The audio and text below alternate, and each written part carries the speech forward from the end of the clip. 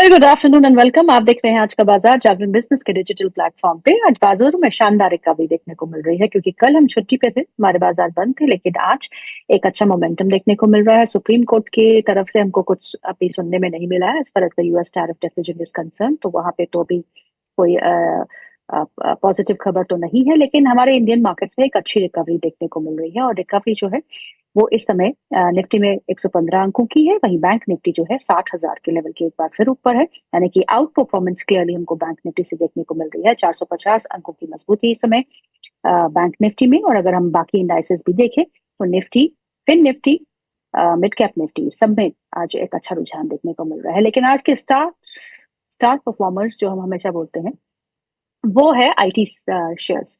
इन्फोसिस के नतीजे ठीक ठाक रहे और अगर हम अभी तक देखें तो एचसीएल टेक, टीसीएस, इन्फोसिस के नतीजों में कुछ बुरा नहीं था, नो नेगेटिव सरप्राइजेस। हालांकि कुछ पॉजिटिव भी बहुत नहीं था, लेकिन हाँ वो इनलाइन नतीजे ही कहेंगे। लेकिन लेबर कोड की वजह से जो बदलाव हुए हैं लेबर कोड में, जो न्यू लेबर कोड आया है उसके बाद थोड़ा बहुत उसका प्रोविजनिंग जो है वो बढ़ी है और उसका इम्पैक्ट जो है हमको बॉटम लाइन यानी कि प्रॉफिटेबिलिटी में देखने को मिला है। तो उसके चलते हुए नतीजे थोड़ा सा बिगड़े हुए लग रहे हैं, लेकिन जिस हिसाब से एक अच्छा रुझान हमने देखने को मिल रहा है तो क्लियर अंडर परफॉर्मेंस के बाद आज क्लियर आउट परफॉर्मर्स जो है वो हमको इन्फोसिस के शेयर से देखने को मिल रही है। इन्फोसिस जो है टॉप गेनर है निफ्टी का, आज इस समय करीबन 5.5% की मजबूती के साथ कामकाज करते हुए। Tech Mahindra again a leader, आज टेक महिंद्रा के नतीजे है तो इस पे हम फोकस करेंगे। करीबन 4% का इजाफा टेक महिंद्रा के स्टॉक में देखने को मिल रहा है। Wipro again an IT sector company, तो यहाँ पे 3% का इजाफा देखने को मिल रहा है। और कुछ अन्य काउंटर्स जहां तेजी है उसमें Shriram finance and Tata motor passenger vehicle जैसे स्टॉक्स भी शामिल है आज के एक अच्छी मजबूती में। SBI state bank of India 1.5% ऊपर। और आज जिन बैंक्स के नतीजे हैं उन स्टॉक्स को एक बार देख लेते हैं। फेडरल बैंक में शानदार तेजी आज देखने को मिल रही है। नतीजे आज है, नजर सबकी रहेगी कि फेडरल बैंक के नतीजे कैसे आते हैं। अभी तक जितने भी फाइनेंशियल सर्विसेज या बैंक्स के नतीजे आए हैं वो बहुत ही अच्छे आए हैं। फेडरल बैंक आपके चार्ट पे है, एक बार फिर 260 के आसपास कामकाज करते हुए एक अच्छा मूव। यहाँ सेंट्रल बैंक के भी स्टॉक को देखते हैं। प्रोड्यूसर साहब सेंट्रल बैंक के स्टॉक को भी आप ऑन एयर करिएगा, वहां पे क्या गतिविधि देखने को मिल रही है, क्योंकि सेंट्रल बैंक के भी नतीजे आज है और नतीजों से पहले एक अच्छा मूव। सो 39.20 के आसपास का स्तर यहाँ पे देखने को मिल रहा है as well as central bank is concern. Tech Mahindra Wipro की बात की, अब रिलायंस को देखते हैं। रिलायंस के नतीजे भी है और दिग्गज कंपनी जिसने बहुत ही एक शार्प कट डाउन भी देखा था as far as the stock price is concern, लेकिन अच्छी रिकवरी भी देखी थी। आपकी स्क्रीन पे है 1467 के भाव के आसपास, यहाँ पे हमको रिलायंस इंडस्ट्रीज का स्टॉक देखने को मिल रहा है। टाटा मोटर पैसेंजर व्हीकल और टाटा मोटर कमर्शियल व्हीकल दोनों ही स्टॉक्स में आज एक अच्छा मोमेंटम देखने को मिल रहा है। टाटा मोटर पैसेंजर व्हीकल 2.25% ऊपर कामकाज करते हुए, टाटा मोटर कमर्शियल व्हीकल्स में भी इतनी ही लगभग तेजी देखने को मिल रही है। तो ओवरऑल जो सेंटिमेंट है वो थोड़ा बहुत अच्छा लग रहा है। It's a Friday and the last trading session of this week. Budget भी आने वाला है और नतीजे अभी तक अच्छे ही लग रहे हैं, तो नतीजों के दम पर बाजार में एक अच्छी रिकवरी। और इस बीच हमारे साथ एक खास मेहमान जुड़ चुके हैं, Anshul Jain, head of research, Lakshmi street investment. Anshul, आपका बहुत बहुत स्वागत है कार्यक्रम में। आज की रिकवरी पे फर्स्ट आपका व्यू क्या है, और बैंक निफ्टी 60,000 के ऊपर कितना और अपसाइड खुलता है यहाँ से? मैडम, सुबह से हम लॉन्ग दे के बैठे हैं। बैंक निफ्टी पे 60,100 का टारगेट था, अचीव हो चुका है 59,800 से। अब 60,100 के ऊपर टिका तो फिर ऑल टाइम हाई का टारगेट खुल जाएगा। यही चीज मैं पिछले 2 हफ्ते से बोलते आ रहा हूँ, शॉर्ट्स अवॉइड कीजिए और पहले ही रिवर्सल पे लॉन्ग कीजिए। रिलेटिव स्ट्रेंथ बैंक निफ्टी पे है तो हमारा फोकस भी वहीं पे है ऑल टाइम हाई के लिए। निफ्टी में अब तक 25,930 आ जाना चाहिए था, जो नहीं आया, अगेन वही रिलेटिव वीकनेस है, बट आ जाएगा। कोई खास दिक्कत दिख नहीं रही है जब तक 25,693 के ऊपर है, कोई खास दिक्कत नहीं है। यानी कि आपको आपको कन्विक्शन कहाँ ज्यादा दिखता है? It's on banking stocks only? हाँ, रिलेटिव स्ट्रेंथ बैंक निफ्टी में है तो उसी में कन्विक्शन भी रहेगा और उसी में लॉन्ग करना भी चाहिए। चलिए, फेडरल बैंक के आज नतीजे है और स्टॉक नतीजों से पहले 5% ऊपर, क्या करेंगे? फेडरल बैंक, देखिए एडीआर एक्सटेंशंस क्लियरली विजिबल थे, वहां से प्रॉफिट बुकिंग आई और ये पुल बैक है। 260 265 के ऊपर नहीं टिका तो वापस 217 पुल बैक जो था वो टेस्ट करने आ सकता है। ओके। यस बैंक आज करीबन 2.25% का इजाफा है।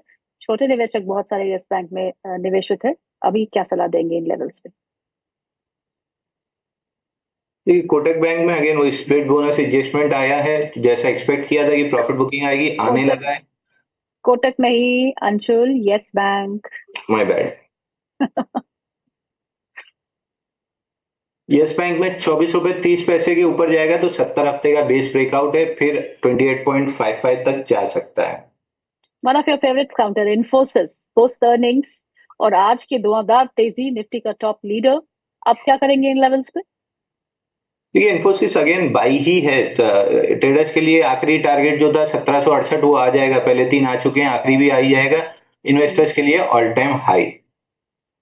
All time high for Infosys. तो एक्यूमुलेट करना बनता है इस इतनी अच्छी तेजी के बाद भी। अगर आप ऑल टाइम हाई के लिए प्ले करना चाहते हैं तो करना ही पड़ेगा, नहीं तो बैठ के आराम से पॉपकॉर्न के साथ एंजॉय कीजिए। इन्फोसिस के नतीजे एक बार बता देते हैं। इन्फोसिस के नेट प्रॉफिट में 9.6% की गिरावट देखने को मिल रही थी क्यू एन क्यू में। रेवेन्यू में 2.2% का इजाफा। और अगर एबिटा पे देखिए तो एबिट मार्जिन गाइडेंस जो है उन्होंने रिवाइज तो नहीं की है, मेंटेन की है फ्रॉम 20 to 22%। और constant currency revenue growth guidance जो है वो 3 से 3.25% की है, जो पहले 2 से 3% की थी। तो यहाँ तो थोड़ा बहुत रेवेन्यू गाइडेंस पे इजाफा देखने को मिल रहा है। बट ऑपरेटिंग मार्जिन पे डेंट इसलिए भी है क्योंकि लेबर कोड की वजह से प्रोविजनिंग जो है वो कंपनी ने की है, जिसके चलते हुए हम यहाँ पे थोड़ा बहुत देख रहे हैं। जो जो जो इम्पैक्ट है लेबर कोड का वो 1200, I don't remember to what to call it, पर 90 करोड़ के आसपास, 12989 करोड़ के आसपास का लेबर कोड इम्पैक्ट देखने को मिल रहा है। जियो फाइनेंशियल सर्विसेज के भी नतीजे आए तो नतीजे ठीक ठाक ही थे, लेकिन स्टॉक ने आज कुछ खास मोमेंटम नहीं दिखाया है Anshul. Jio financial at these levels, net profit up 8, sorry, net profit down 8.8% YOY। Total income double हुई है। प्री प्रोविजनिंग ऑपरेटिंग प्रॉफिट्स में 7% का इजाफा है। AUM जो है वो 19,050 करोड़ के आसपास। इस स्टॉक पे क्या करना है? गिरावट पे खरीदना है या दूर रहे? आ, 6 महीने पहले हमने ये डिस्कस किया था जियो फाइनेंस पे कि 320 से 20-30 रुपए इधर या उधर एक साल यही रेंज में ट्रेड करेगा। लगभग 6 महीने निकल चुके हैं, अगले 6 महीने भी यही रहेगा रेंज। बॉटम से ट्राई करना है, लॉन्ग कर सकते हैं, मेरा इंटरेस्ट नहीं है क्योंकि 6 महीने मोमेंटम लेस काउंटर में I would not like to trade. चलिए, एक सवाल आया है आपके लिए उनका आयुष माथुर का। वो पूछते हैं, सर मुझे M&M फाइनेंस पे क्या करना चाहिए? सिप चालू करूं M&M फाइनेंस और GMDC?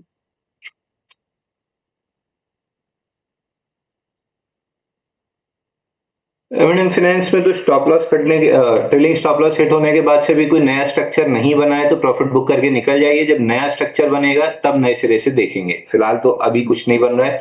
I would wait for pattern to build, और उसमें भी LTF में भी 287 के नीचे एक बार पूरी प्रॉफिट बुक करके नए सेटअप के लिए वेट करना है। GMDC या तो 466 के पास डिप पे बाई बुलिश रिएक्शन पे बाई बनेगा, या हम्म, 620 के ऊपर ब्रेकआउट पे बाई बनेगा। हम्म, आज इंडियन कैपिटल मार्केट से जुड़ी हुई कंपनियों में काफी अच्छा मोमेंटम देखने को मिल रहा है, क्योंकि एंजल वन के नतीजे काफी अच्छे हैं, ICICI प्रू AMC के नतीजे काफी अच्छे रहे। तो आप अक्रॉस द बोर्ड एक अच्छा रुझान देख रहे हैं, चाहे वो एंजल वन हो जो 7 से 8% ऊपर कामकाज कर रहा है, ICICI प्रूडेंशियल में 5% के इजाफा देखने को मिल रहा है, HDFC AMC 36 1 सभी में एक अच्छा मोमेंटम देखने को मिल रहा है। इसमें से कुछ पसंद है अंशुल?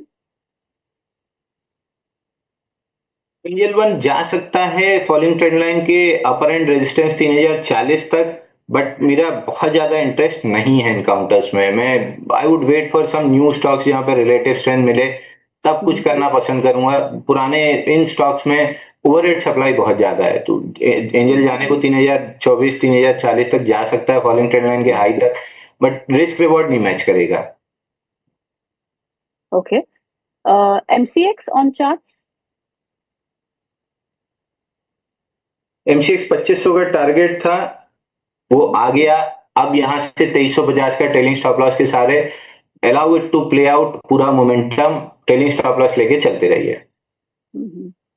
आज PSU बैंक्स में भी, जैसे कि हमने कहा कि नतीजों के बाद एक अच्छा रुझान है। PNB 52 हफ्ते के उच्चतम स्तरों पे 131.68 का लेवल देखने को मिल रहा है। Bank of India again at 52 week high 156.45 का स्तर है। दोनों ही स्टॉक्स पे अब क्या करना है? PNB और दूसरा कौन सा है? Bank of India. और देखिए दोनों में कप एंड ब्रेकआउट है। बैंक इंडिया से ज्यादा अच्छा यूनियन बैंक है, इसलिए मैंने उसको सिलेक्ट किया था। इसमें भी 452 हफ्ते का बेस ब्रेकआउट है, 138 रुपए का स्टॉप लॉस है, 300 सॉरी हाँ 308 रुपए के, नहीं 264 के पास मंथली स्विंग हाई है, वहां तक जा सकता है। किस स्टॉक की बात कर रहे हैं पंचुल? Bank of India. Bank of India के। और पीएनबी? पीएनबी में भी छोटा सा ब्रेकआउट है 74 वीक्स का, लेकिन मेरा इंटरेस्ट नहीं है। जैसे बीएचईएल में प्रोबेबिलिटी ऑफ फेलियर हाई थी, इसमें भी प्रोबेबिलिटी ऑफ फेलियर हाई है, so not interested. Okay, not interested. Hariom pipes में एक हमारे सज्जन पूछ रहे हैं, क्या सर इसमें ब्रेकआउट आ चुका है?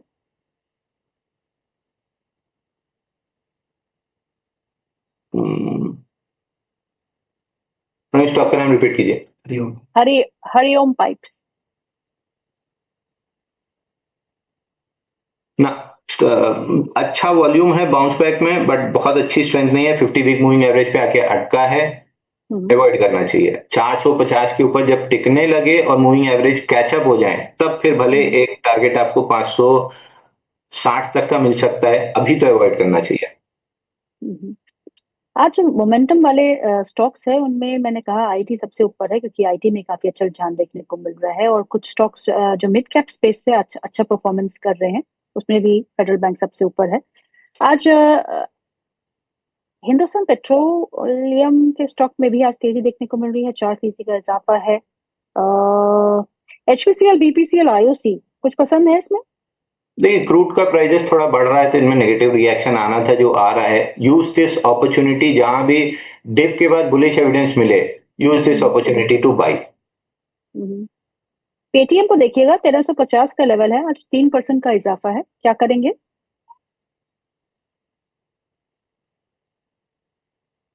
पेटीएम, अंशुल? पेटीएम। मुझे लग रहा है Anshul is lost somewhere today. Paytm अब कंसोलिडेट कर रहा है, 1271 के ऊपर बॉक्स बना रहा है। 1955 का जो टारगेट अपन ने डिस्कस किया था, आईपीओ बेस ब्रेकआउट 1000 से 1955 तक चला जाएगा। आज क्या बात है अंशुल, यू लॉस्ट समवेयर? कुछ पोजीशंस वगैरह अटकी हुई है क्या? नहीं नहीं, कुछ नहीं। कुछ तो है, you don't seem to be there in the program. चलिए कुछ और स्टॉक्स की बात कर लेते हैं। आज बॉम्बे स्टॉक एक्सचेंज, हमने एमसीएक्स की बात की, और बॉम्बे स्टॉक एक्सचेंज तो स्टॉक को इस समय इन लेवल्स पे क्या करना चाहिए? 2861 के आसपास का यहाँ लेवल देखने को मिल रहा है, क्या बाइंग बनती है इस स्टॉक में इस समय? देखिए 3024 तक तो जा सकता है, 2800 के ऊपर टिक रहा है, 3024 जा सकता है। 7वां बेस है, मेरा इंटरेस्ट नहीं है। आपका है तो 3024 तक के लिए प्ले कर लीजिए, 2800 का स्टॉप लॉस होगा। ओके, आईएफसीआई के स्टॉक को देखिएगा, आज फिर से 10% ऊपर है ये स्टॉक, 6172 का लेवल देखने को मिल रहा है। लास्ट टाइम भी मैंने आपसे ये सवाल पूछा था, उस दिन भी ये 10% ऊपर था। क्या करेंगे इतने अच्छे रन अप के बाद? आज सुबह मैडम बाय दिया है क्लाइंट्स को 59.5 में, थोड़ा सा लेट हो गए हैं, 58 पे देना था, बट 59.5 पे दिया है। टारगेट कितना दिया है? 63.7 का टारगेट दिया है। अगर ये ब्रेकआउट सस्टेन होता है 60 रुपए 24 पैसे के ऊपर, तो टारगेट आराम से आ जाएगा। और ये स्टॉक अगर देखें तो एक महीने, पिछले एक हफ्ते में 26% का इजाफा इसमें हमको देखने को मिल रहा है। पिछले एक महीने में 29% ऑफ गेन इन आईएफसीआई। और जब भी बजट होता है उससे पहले इन कुछ चुनिंदा शेयरों में एक अच्छा रुझान देखने को मिलता है। IFCI is one of them. पर रेलवे स्टॉक्स में एक अच्छा मोमेंटम था, वो फिजल आउट हो गया। डिफेंस में अभी ऐसा एक मोमेंटम तो हमको नहीं देखने को मिल रहा, बट यस, ये जो स्टॉक्स होते हैं, ये जो सेक्टर्स होते हैं, तो बजट से पहले इनमें थोड़ा सा जोश जो है वो वापस आता है। और इसमें भी आज हमने देखा कि एक अच्छा मोमेंटम जो है पहले से ही बना हुआ है, स्टॉक में तेजी है। इंडिया मार्ट आज खबरों के बीच में एक अच्छे मोमेंटम में एक बड़े विदेशी निवेशक ने इसमें इन्वेस्ट किया है, उसके बाद एक अच्छा मोमेंटम है। 2294 के लेवल के आसपास इस समय कामकाज कर रहा है, इसमें क्या करना चाहिए? देखिए इंडिया मार्ट अगेन रेंज के बॉटम से चलने की कोशिश कर रहा है। 1885 का रेंज का बॉटम था, मार्च में वहां से चला है। प्रोबेबली ये हायर लो होना चाहिए, लेकिन 2450 निकलना बहुत जरूरी है। वो निकलने के बाद रेंज टॉप 3271 आ जाएगा एनी डे। मेरे को अगर इसमें देखें सेम चार्ट डी मार्ट का है, तो मेरे को डी मार्ट ज्यादा पसंद है compare to India mart. But 2450 निकलता है तो जरूर एक बार बाइंग की